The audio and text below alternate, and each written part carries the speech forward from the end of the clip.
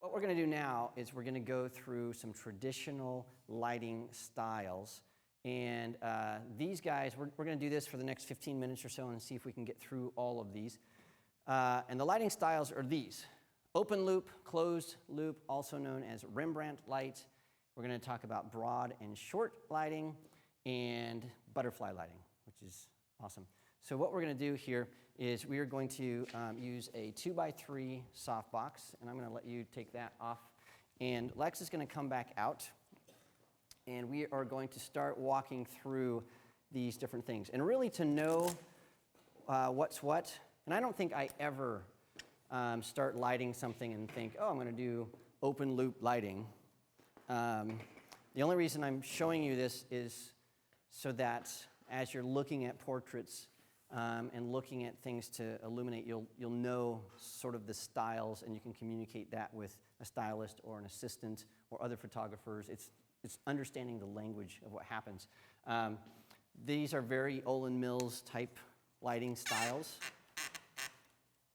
I know, I tightened it down. And so, yeah, you should know these, perfect these, and then move on to other things. And we're using, by the way, a single source of light right now. We're going to start adding multiple light sources this afternoon, but to keep things simple so we can really see what's happening, we're doing one light. And we're going to try to light from this side. All right, so John, let's kill this light, and let's try to make this as dark in here as possible. I think the host lights can still stay on. Okay, so what we're doing here is we are looking at the shadows that are being cast. And I think it's still too light. I'm going to just change my modifier. We're going to shoot with hard light, which is not what I recommend, but so you can clearly see this, I'm going to use a hard light modifier. So let's just do a normal, no, just a standard reflector. Yep. And I'm doing this again, I'm doing this so we can really see this. So I would not normally do this in a studio, but I want to make sure that it's clear so it's visible to you. So this is a teaching tool, not necessarily the way I would do this. I would use a different modifier. Okay, so what we're doing when we are looking at this, and if we have a camera right here straight on, that's going to be important. What we're looking for are these shadows. By the way, you should not poke at your model. This is not something that you should normally do. So we've talked about this beforehand, so okay. So what we're looking at is don't bite me, at this shadow right here opposite the light. We're looking, I'm so nervous. I know I should be. I'm about to lose a finger. We're also looking at this shadow right here. And open loop lighting means that this shadow and this shadow have not joined. They're open. So this loop right here around this eye is an open loop. That's all open loop lighting means. Okay? Closed loop lighting is when you go like that. And now we just closed the loop. What we're looking for, though, we're looking for some indications of the shadows on the subject's face. Right now, this shadow is straight across, which is something that I don't really like. And so what we want to do is we want to take this shadow and lower it, and so we have more of a triangle right there. We'll lower that, something like that. Okay, now we have more of a triangle there, and this is still closed loop light. And we can start doing things like moving this closer, moving this farther away, moving these around. That's open loop, up, it's closed loop, up, it's open loop. And you see sort of how that works. So that's all open and closed loop is that. Once you have this set up, then you can start modifying the type of light. So we could put a softbox on here. We could do closed loop, open loop with the softbox. It's just really difficult to see because the light's so diffused. But the rules are the same. Now the other thing that we can do here, so we have open and closed loop light, Rembrandt light. So Rembrandt used to paint. Rembrandt used to shoot in this. So Rembrandt used to paint in the studio, and he had, and I'm not sure if this is true or not, the story goes that he had a very small window really high in his studio. And so if you do that, let me take this guy here, lower this. It's a mouse. There's a mouse in here. We'll put this up pretty high. And what you'll see happens is when you put a light really high up like that, you get closed loop light. And you have this triangle here. Boom, boom, boom. That's known as Rembrandt light, because there's a triangle on the cheek opposite the light. And so that's how that happened. And Rembrandt light and closed loop light, a lot of photographers use those terms interchangeably, because at first you're like, what's the difference between Rembrandt and closed loop? They look the same. They are the same, just one, maybe the light is a little bit higher than the other one. So that shadow on the nose here falls lower than it normally would. And wasn't the eye on the side was in shadow too? Or you don't see? Yeah, and that really depends on, if you go too high, then what happens is exactly that. If you go too close, now you just lost all the catch lights in the eyes, and that's no bueno. If you come out a little bit farther, you can see that now we have open loop lighting. We'll move this over a little bit this way. Now we have closed loop lighting. We have more light in the eyes. And so the position of light is critical for controlling those shadows on your subject. Because you're seeing as we're just moving this around how everything is changing, feathering the light, putting it on directly, and so we can get different looks just by changing where our light is. The other thing that's important to note, and I'm going to show you this, so again, normally with this type of light, we would have a softbox. We're just talking about shadows, and so we're lighting you in a shadowy Nosferatu way, which I normally would not do. Disclaimer over. Okay, so watch what happens when the light stays the same and I change, or the light stays the same and the subject changes. This is really important to pay attention to when you're doing portrait lighting. So I'm going to take a shot here of Lex. Perfect. And now Lex, just don't move, but just turn that way. Turn that way. Yep. Cool. All right. Let's take a peek at these two images. So the light did not move at all, but the shadows falling on Lex did. So on one side, we have this closed loop orangey stuff that we haven't set white balance for. We're just moving right along. The other side, we have open loop butterfly light, which we haven't talked about yet. So the light changed based on her movement. Now watch this. Watch what happens when I have Lex stay the same, and then I am going to move. So I will move over here. Good. Now move over here. Perfect. All right. So now we have two different Lexes, an evil Lex and a happy Lex. So there's that, there's that. Let's put these up side by side. One is very, very shadowy, one is not. Right? So by moving, you're going to change the light pretty dramatically. And so you have to pay attention to where you are, if the subject is moving or not. Because sometimes when you're working with, doing corporate headshots or something, people just sort of move, and it's going to change the look of that portrait. And so you have to sort of guide your subject. What does Peter Hurley say? Guide your people. Guide your people. And so, you have to make sure you tell them what to do, because they can't read your mind. So I have to move them around. All right, so we have that. All right, the other thing that I want to show you is called broad and short light. So Lex, we'll have you come forward just a bit. All right, and then I'm going to have you move your shoulders just like that and then stay in that position. All right, if we have our camera right here, and I'm going to move this out. John, maybe you can help with this pack, move it out just a hair. And maybe take a half step back, Lex. Yep, there we go. Okay, so I'm going to just take a picture really quickly. Like this. Need a longer lens, got it. Perfect. Oh, what has happened here? Something crazy has happened. Oh, I've bumped my exposure compensation. That is no good. All right, so what we have, and I still think I have it bumped. I've done something crazy to my light because it's overexposed so much. If we look at this image here, what we have is we have a broad side of the face, which is this side that's facing the camera. That's called the broad side. And then we have a short side. This is this side over here. That's called the short side or the tall side. Because when we look at our image, when we put a sort of a line down by the nose, broad side, short side, broad side, tall side.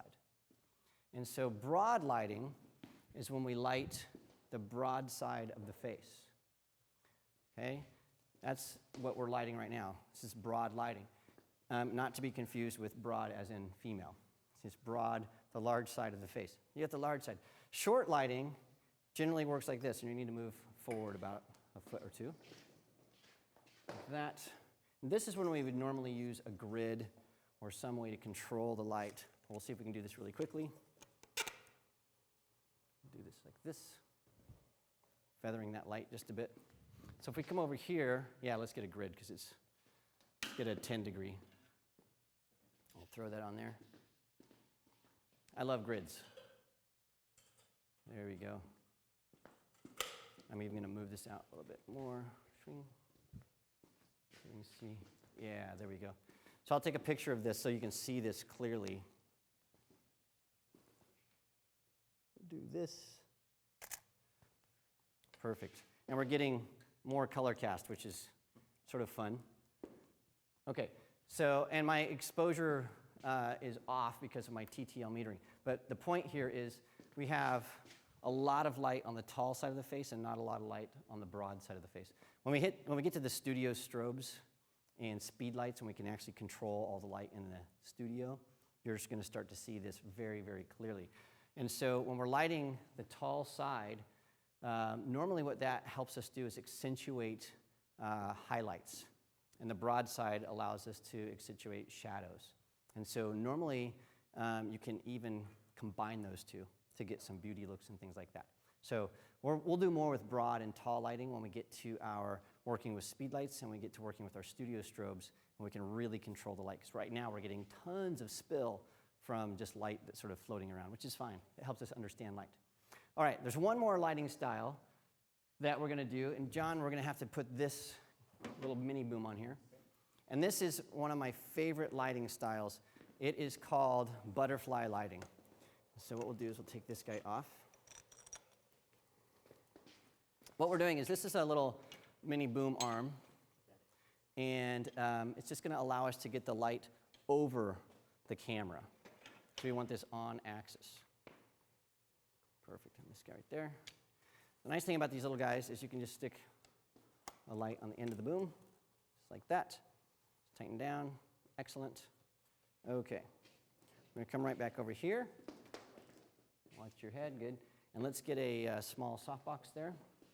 Actually, let's get a beauty dish. We haven't done a beauty dish yet. We haven't shot with a beauty dish. We'll use that. Grid or no? No grid. No grid. May also want to talk about grids, the tab here.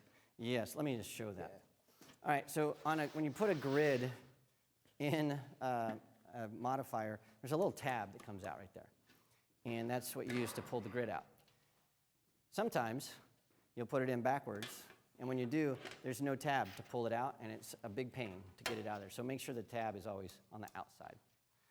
It seems like a very, very simple thing until you forget the third time. Like, you're like, yeah, and it's hot, and you're trying to work. Yeah, so tab out, tab out. All right, so this guy is on there, and is that? Here, it's at the head. It's at the head here. The yellow. There we go. All right, okay. Perfect. I'm going to grumble about stands really fast because what you just saw is a result of, so Matthews stands are the stands that I always use because they never do what you just saw, where the things they're not tight on there. And I won't say the name of this little boom arm here, but it's not a Matthews stand, it's a different brand. And they drive me bananas because they do stuff like that. They fall, they don't tighten down right, they wear out fast. Maybe we should put a piece of tape over that brand so I don't get in trouble. But I don't want to talk poorly about other brands of stands. But in my experience working in studios for years, you just cannot match a Matthews stand for quality. And price, they're super expensive. Okay, so take a half step back. You know, I get in trouble all the time for telling people to buy stuff that's really expensive, but you get what you pay for. Yeah, let's do that so I don't get in trouble.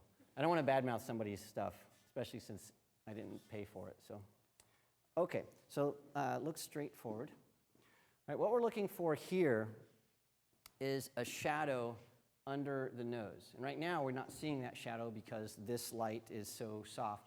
So what I'm going to do here is we'll try to raise this up a little bit to see if we can get that shadow. Get the shadow. Get the shadow. Okay. you can start seeing a little bit of shadow. So it's called butterfly light because there's a little shadow right underneath the nose. You know what, John? Because we can't see the shadow, I'm going to use a normal reflector so we can see it. This is funny for me to work so hard at creating shadows that I don't like. But you have to see them to understand what they are. We're going to put this back in a second. We're going to put this on just so you can sort of see this shadow. Kablam. Kablamo. Okay, we'll see if we can get that shadow. There we go. There it is. There's the shadow. Okay, right under Lex's nose, there's a little teeny shadow. And that little shadow defines butterfly light. And so let me take a quick picture. There's one step that we haven't done. I want to make sure that everybody can see this shadow. And I have something incredibly crazy going on here. What is it? My exposure is going super high. So I've changed something, and I'm not sure exactly what it is. I don't know what it is. There we go. All right. I think, yeah, I'm not sure what happened. All right, so it's the shadow right here under the nose that we're talking about. That's the shadow. That's what butterfly lighting is. Looks just like a butterfly. Yep, looks like a butterfly. Stings like a bee. Okay, so normally how butterfly light works is light on axis, straight above, usually softer light. So we're going to go back to something that looks good. Here you go. Got it, thank you. We're going to use this, which is a beauty dish. What the beauty dish does is it makes this light very, very soft, very directional. So much better, huh? Lex loves it. You love it. Okay, so we have this. And so we have this light coming down just like we did before. We can see the shadow still, but it's very, very soft. And then the second part of butterfly lighting is we want to eliminate the shadow underneath her chin. So let me first take a picture of just the beauty dish. Just with the beauty dish, looking straight at me. Beautiful. Okay, we got that. Okay, when we see this, you can see that we have, and this is going to be the next shot, it's going to be much softer light underneath the chin. There we go. See how this beauty dish, we still have harder light, but it's a softer, harder light than we had before. But what we want to do is we want to eliminate that shadow. And so traditionally what happens, we're going to have you hold this up. So John's going to come over here. Silver or white? Silver. We're going to use silver on this. And Lex, if you can hold just like that as well. So normally you have something like this underneath. And I will take a clicky. That's called a picture. Okay, beautiful. Thank you. And now what's happening is that's acting as a fill to remove those shadows underneath. And we get this beautiful portrait. And so that is what butterfly lighting is. And the nice thing is butterfly lighting works with almost anybody. It's hard to take a bad picture when you're using butterfly lighting. It's really fast, really easy to set up. And then look at the eyes. We get this really beautiful catch light in the eyes, which is what we want. So just like that, we have butterfly light that works very, very simply. Yes, I think we can turn the light back on again. So if you had somebody that was a little older that had a little bit of this, A little waddle. Has the waddle. yeah, that. Would you use, say, the white side of the reflector to maybe not be so like hard? I don't think I would. Let me see if I can correct this color temp here just a bit. There we go. I don't think I would, because what's happening is that silver is giving us these specular highlights on the face and on the lips and on the eyes. That's that sort of shininess that we're seeing here. That's coming from the silver reflector. It's not necessarily going to change the shadows on the chin. So if you go from silver to white, white is not going to reflect as much light, and so you're going to see a little bit more of the shadow than you would on the silver. And so it might be better to have a little bit more shiny, less shadows than a little less specular and more shadows. So yeah, I think I would stick with silver in that scenario. Or the other thing that you can do is if you have a small softbox like this, a lot of times what people will do is they'll actually set up a softbox with a studio strobe. And then this way you can take this and control the light up and down and get the exact look that you want instead of a reflector. The difference is the reflector is $100. This is a lot more than that. But a lot of times I'll shoot with a softbox and a beauty dish, just like this with the model inside. And the nice thing about having a softbox and a beauty dish, or 2 softboxes even works, or 2 umbrellas will work, is that you don't need an assistant, and it's consistent light. You can just shoot all day through those lights. Yes? When you shoot that kind of shot, would you usually light up the background, or it depends on the aesthetic you're looking for? Normally what I would do on a shot like this is, and I like simple backgrounds, and I'm a huge fan of vignettes, but normally what I would do is I would take a 5-degree grid or 10-degree grid, and I would shine a light on the background, and so that gives like sort of a hot spot behind the person's head, and you get this vignetting look.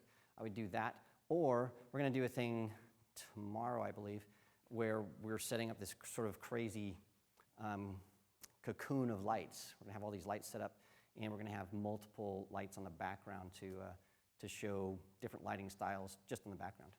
Yeah, so you mentioned about those other light stands that you prefer. Is there a flat spot on them? Is that why it doesn't pivot around, or what's the difference? On a lot of these, this is hollow.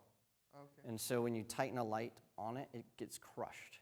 And so if it's crushed over time, you can't tighten that light on there. The reason they're hollow is originally these are not meant to hold lights. They're meant to hold flags and things on this side, and it's known as a grip head. And so that's the justification, is that you're not supposed to do that.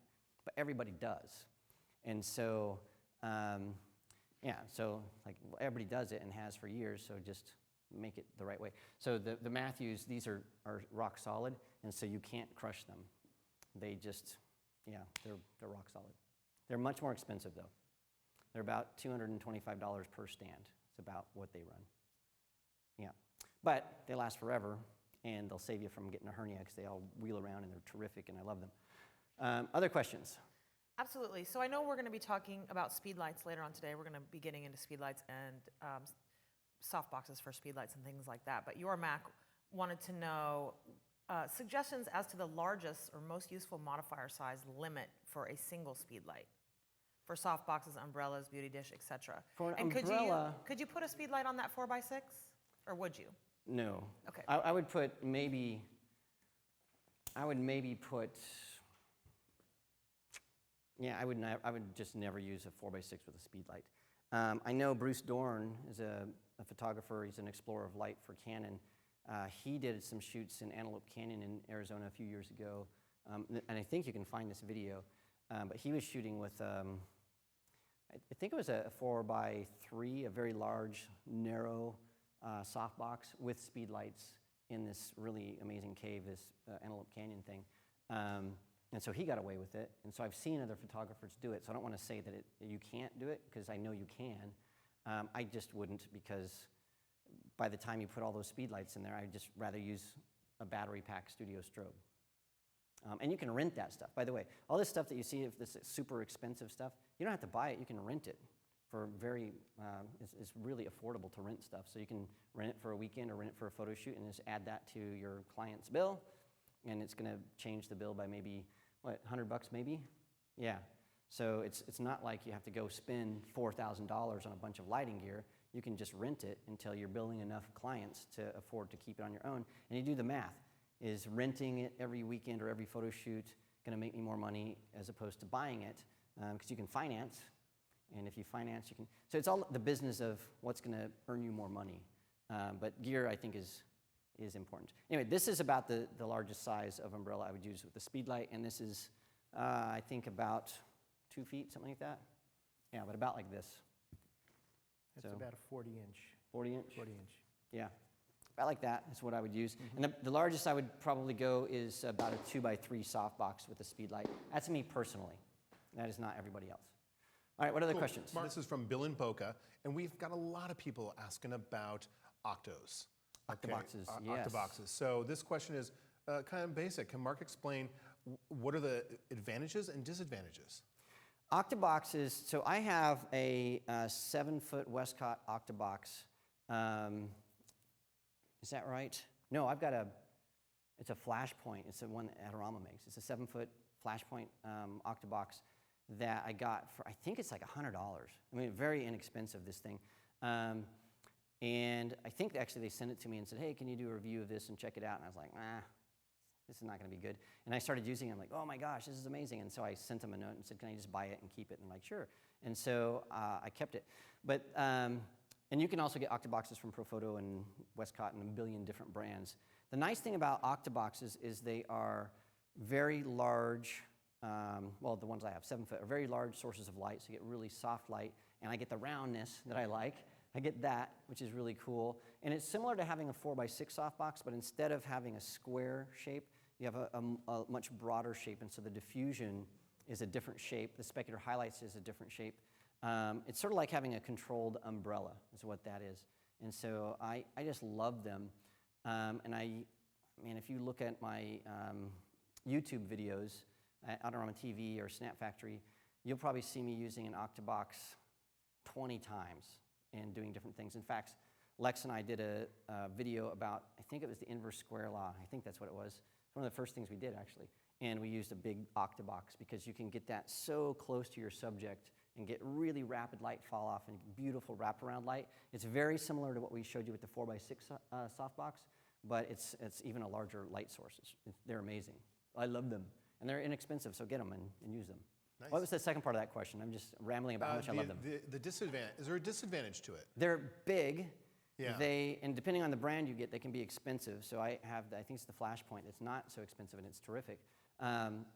They're not easy to put together. So the other thing that I didn't talk about with softboxes are these things, speed rings. So, because it's really easy to figure out, so I didn't want to cover it. But softboxes have this little frame, and they go onto this thing called a speed ring. And it's called a speed ring not because it's easy to put together, but because once you have it on the flash, you can rotate this really quickly. The softbox and the speed ring are always sold as two different things because the speed ring is specific to the brand of flash that you're using. So you could use this softbox with the speed ring made for Broncolor or Profoto or what's another, Ranger, Alien Bees, etc. Yeah, so you can mix and match brands of different speed rings with softboxes. With an Octabox, if you notice on this speed ring, there's a bunch of different placements for poles that aren't being used. That's what an Octabox would use. It's 8 poles. That's why it's called an Octa. That's another nice thing about the Pro Photos is Yeah, they're color color coded. coding everything now. Yeah. So if you know which holes to put your softbox in because the softbox one has a color on it, and you just match it up to the color Yeah, of the speed ring. and these speed rings will work with like a much longer, narrower softbox, and so you use different holes for that, or an Octabox, you use different holes for that, or a square softbox, you use different holes for that. That's why they're color-coded. But with an Octabox, one of the things that's a pain is if you have a larger one, it's difficult to get all those holes in there because you have to sort of wrestle with it. And getting them out is even worse. And so that's the pain. Setting up and taking them apart can really be not fun.